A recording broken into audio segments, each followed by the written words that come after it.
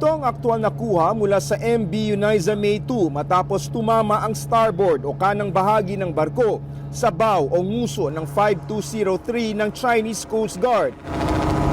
Sa isa pang video na kuha rin sa Uniza May 2, ramdam ng mga sakay ang pag-uga ng barko bunsod ng pagtama sa kanila ng Chinese vessel.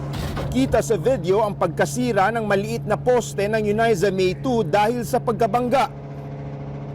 Naglabas din ng sariling video ang Chinese government. Ayon sa China Coast Guard, ang Uniza May 2 raw ang tumawid sa posisyon ng kanilang barko sa kabila raw ng mga paulit-ulit na babala.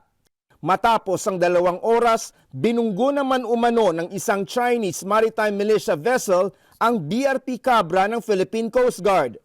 Sinisi naman ng China ang PCG vessel dahil sinadya raw itong umatras para magbungguan ang mga barko.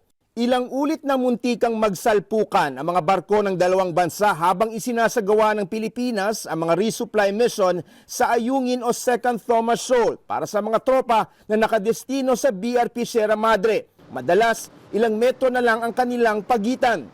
Ito ang unang pagkakataon na iniulat ng Pilipinas na tinamaan ang kanilang mga barko ng China. Muling kinundena ng Pilipinas mga aksyon ng China at tinawag itong mapanganib, iresponsable at iligal. Sabi naman ng China, ang Pilipinas raw ang nagpapalala ng sitwasyon.